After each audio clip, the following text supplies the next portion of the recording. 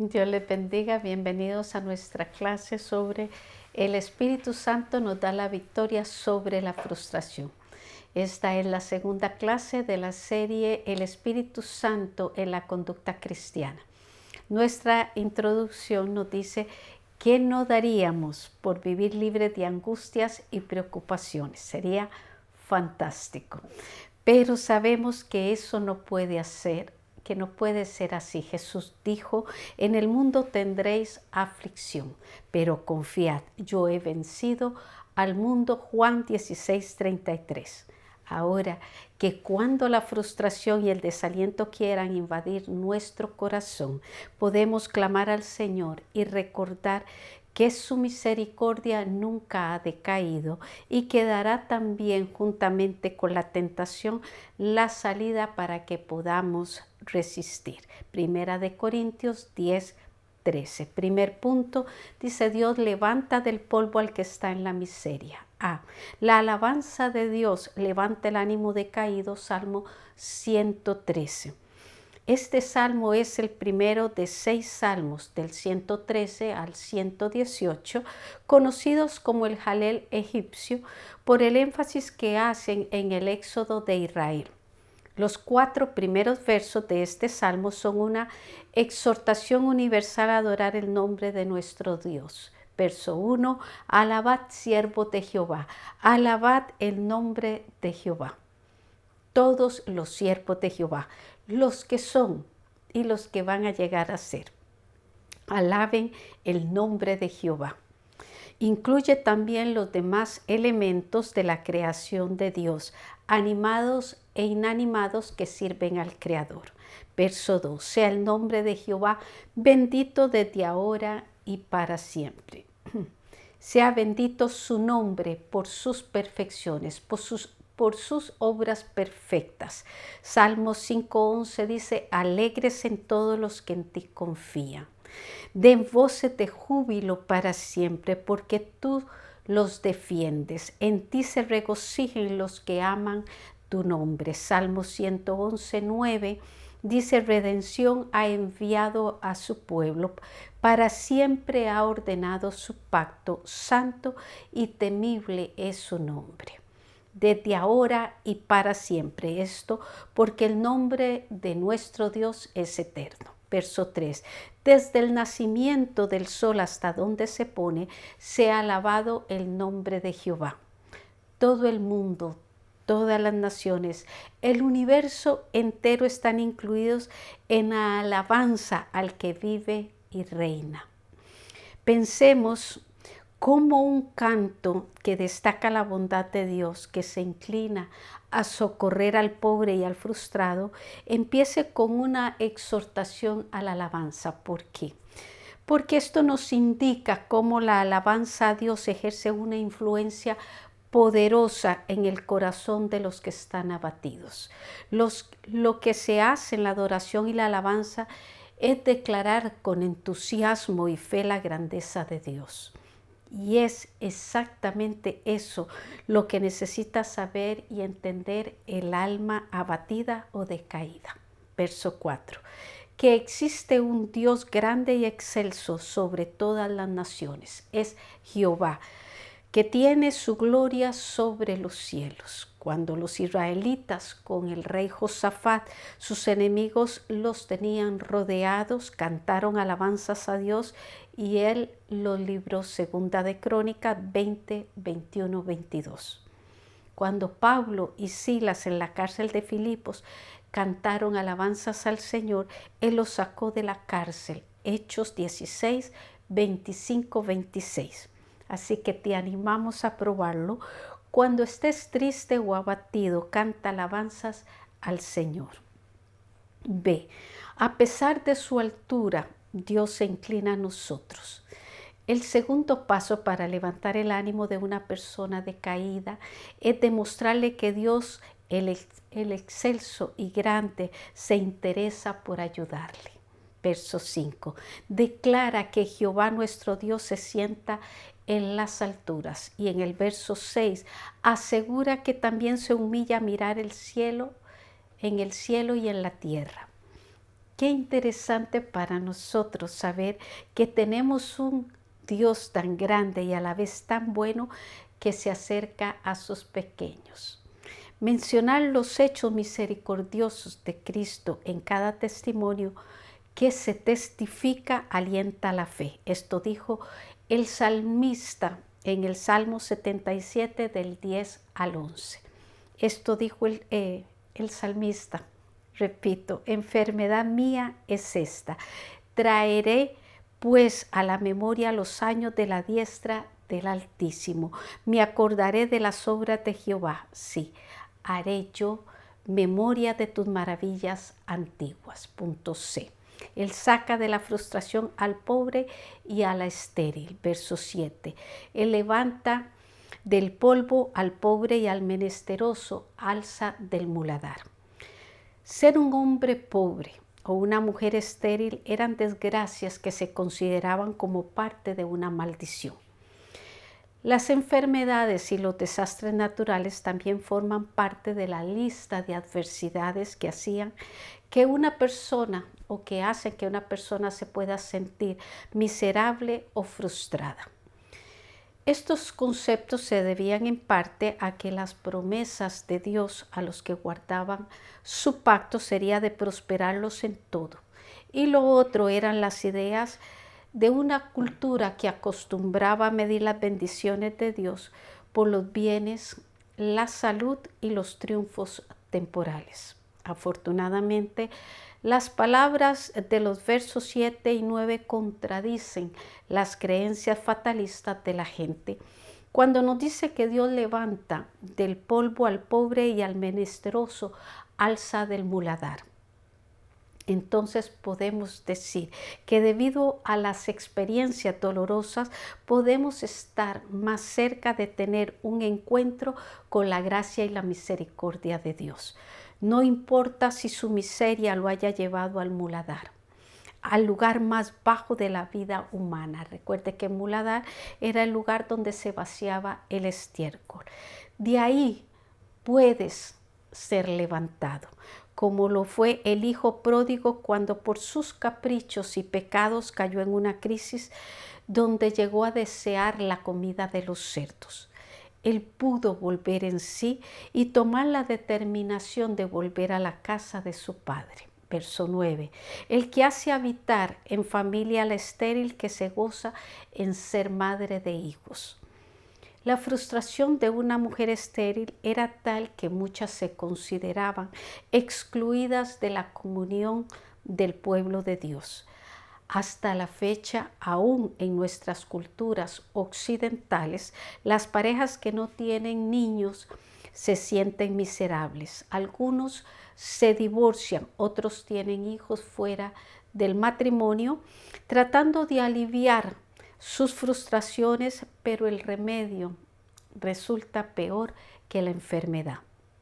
El verso 9 es una promesa de fe que puede levantar la esperanza de quien está en ese lugar. En 1 de Samuel 1:28, Ana, en su dolor y profunda angustia de su esterilidad, derramó su alma delante de Jehová. Y el Señor le dio un hermoso hijo llamado Samuel. ¿Cuál es tu situación? Es la oportunidad de ver la grandeza de nuestro Señor. Pregunta, ¿qué necesita saber y entender el alma abatida?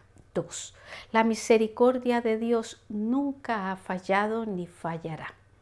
A veces sentimos el látigo del enojo de Dios. Lamentaciones 3:1. Yo soy el hombre que ha visto aflicción bajo el látigo de su enojo. Verso 2. Me guió y me llevó en tinieblas y no en luz. Verso 3. Ciertamente contra mí volvió y revolvió su mano todo el día. Desglosamos. Jeremías, quien escribió este libro de Lamentaciones, fue una persona de sentimientos muy nobles, tanto que algunos lo apodaron como el profeta llorón. Jeremías 9:1 y Lamentaciones 2:11. Le tocó ver cómo los gobernadores de Judá y su pueblo fueron rebeldes a su predicación, conspiraron contra él. Jeremías 18, del 18 al 23. Lo amenazaron de muerte por hablar de parte de Jehová, Jeremías 26, del 1 al 15. Lo desafió un profeta falso, Jeremías 28, del 1 al 17. El rey Sedequías lo puso en la cárcel, Jeremías 32, del 1 al 2. Y lo echaron en una cisterna llena de cieno, Jeremías 38, del 4 al 6. Sin embargo, lo más terrible y frustrante para Jeremías fue ver cómo se cumplió la sentencia divina cuando los ejércitos de Nabucodonosor destruyeron la ciudad y el templo y se llevaron cautivo al pueblo de Judá. Es verdad que todo este mal le vino al pueblo como castigo de su rebelión, pero eso no le quitó al profeta sentirlo. El dolor de su alma se refleja en todos los versos de este largo y triste poema de 5 capítulos, el libro de Lamentaciones. En los primeros versos del capítulo 3, el poeta, representando y personificando al pueblo, se queja de haber visto aflicción bajo el látigo de su enojo. También sintió haber sido conducido por un túnel de tinieblas, refiriéndose a una noche interminable. Ver los estragos causados por los crueles sanguinarios de Babilonia contra el pueblo y la ciudad hizo que este intercesor atribulado viera contra él la ira de Dios. Ciertamente, contra mí volvió y revolvió su mano todo el día. B. A veces sentimos la amargura del ajenjo y la hiel, verso 19. Acuérdate de mi aflicción y de mi abatimiento, del ajenjo y de la hiel. Las lamentables experiencias por las que tuvo que pasar Jeremías no fueron causadas por él, sino por entender como siervo las cosas de Dios y lo severo de su justicia. Jeremías 9:15. El dolor que había invadido su alma lo pudo dar a entender con el ajenjo y la hiel para describir lo severo de su angustia. En Lamentaciones 2:11 le expresa: mis ojos desfallecieron de lágrimas, se conmovieron mis entrañas, mi hígado se derramó por tierra a causa del quebrantamiento de la hija de mi pueblo. ¿Le ha tocado a usted pasar por momentos de dolor y amargura como estos? ¿Ha sentido en algún momento que su mundo se derrumba y que su cielo se nubla hasta sentirse abrumado y abatido? Creo que todos hemos tenido un momento así. Verso 20, Jeremías confesó estar así. Mi alma está abatida dentro de mí. No es saludable vivir en esta condición. La autoestima sufre, se pierde la confianza y hasta el cuerpo recibe daños irreparables. Podemos y debemos levantarnos con la ayuda del Señor tan pronto como empecemos a notar el decaimiento en nuestro espíritu. Nuestro profeta no se dejó hundir por los vendavales que azotaban su vida. Más adelante vemos cómo él supo qué hacer en medio de tremendo nubarrón. El Señor no quiere que vivamos bajo la pesada carga de una amargura. No permita que su vida pierda el esplendor del sol de justicia que nació una mañana en su corazón. Dígase y exhórtese a usted mismo como lo hizo David. ¿Por qué te abates, oh alma mía, y te turbas dentro de mí? Espera en Dios, porque aún he de alabarle. Salmo 42:5. Punto C. Pero su misericordia no deja que seamos consumidos. La versión Reina Valera del 95 nos da una forma bastante clara y fácil de entender de los versos 21 y 22. Dice: pero esto consideraré en mi corazón y por esto esperaré. Que por la misericordia de Jehová no hemos sido consumidos, porque nunca decayeron sus misericordias. Es verdad que Jeremías vivió días amargos, pero no dejó que ellos se apoderaran de su corazón, inundándolo con recuerdos devastadores y pensamientos negativos. Logró recapacitar, reflexionar y dejar que la esperanza que aún quedaba en el fondo de su alma le hiciera ver más allá de sus circunstancias. Esa es una buena actitud que debiéramos tener en cuenta cuando estamos atribulados o cuando nuestro corazón está lleno de recuerdos desagradables. Hay que olvidar lo que queda atrás y extendiéndonos a lo que está adelante, prosigamos a la meta, al premio del supremo llamamiento de Dios en Cristo Jesús, nos dice Pablo en Filipenses 3, 13, 14. Las cuatro grandes verdades que nos da la estrofa de los versos 22 al 24 son: 1. Por la misericordia de Jehová no hemos sido consumidos. Esta es una confesión porque admite la razón que tuvo Dios para permitir la destrucción de la santa ciudad y el templo, pero también un testimonio que testifica que quedó un remanente que, aunque se encontraba en cautiverio después de 70 años, habría de volver. 2. Nunca decayeron sus misericordias. A pesar de la severidad de sus juicios, es misericordioso y clemente, lento para la ira y grande en misericordia. Salmos 103, 8. 3. Nuevas son cada mañana las misericordias de Jehová. Así que cada vez que sale el sol y hay un nuevo día, hay una oportunidad para hacer mejores cosas y esperar mejores cosas. 4. Grande es tu fidelidad. La fidelidad de Dios se ha manifestado al cumplir su promesa de enviarnos a su Hijo, Juan 3, 16. 2. Luego nos envió al Espíritu Santo, Lucas 24, 49. 3. Ahora está con nosotros todos los días hasta el fin del mundo, Mateo 28, 20. Por tanto, como dice Lamentaciones 3, 14, mi porción es Jehová, dijo mi alma, por tanto, en él esperaré. Pregunta: ¿en qué debe basarse nuestra confianza y esperanza cuando estamos frustrados? De acuerdo a la estrofa de Lamentaciones 3, 22, 24. Reflexión.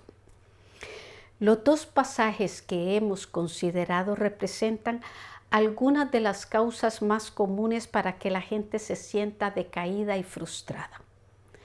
Para obtener la victoria sobre la frustración y la angustia, el Salmo 113 lo primero que hace es invitar al desalentado a llenar su corazón con alabanza a Dios, reconociendo la grandeza y majestad del único que puede levantar al caído.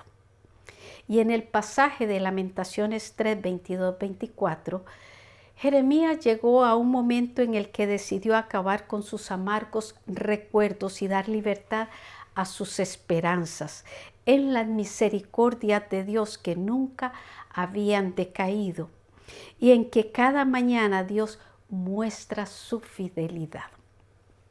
Por tanto, en la invitación te digo, como Jeremías, en Lamentaciones 3:18 dijo: debido a sus angustias, congojas y frustraciones, perecieron mis fuerzas y mi esperanza en Jehová.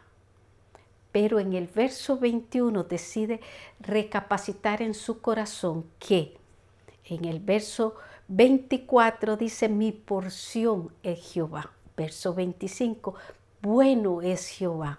Verso 26, porque bueno es esperar en silencio la salvación de Jehová. Esperar no es sinónimo de una resignación pasiva, sino una confianza expectativa en el Señor. A lo que Isaías 30:18 responde: por tanto, Jehová esperará para tener piedad de vosotros, y por tanto será exaltado teniendo de vosotros misericordia, porque Jehová es Dios justo, bienaventurados todos los que confían en Él. Para nuestra próxima semana vamos a ver el Espíritu Santo produce fe en nosotros.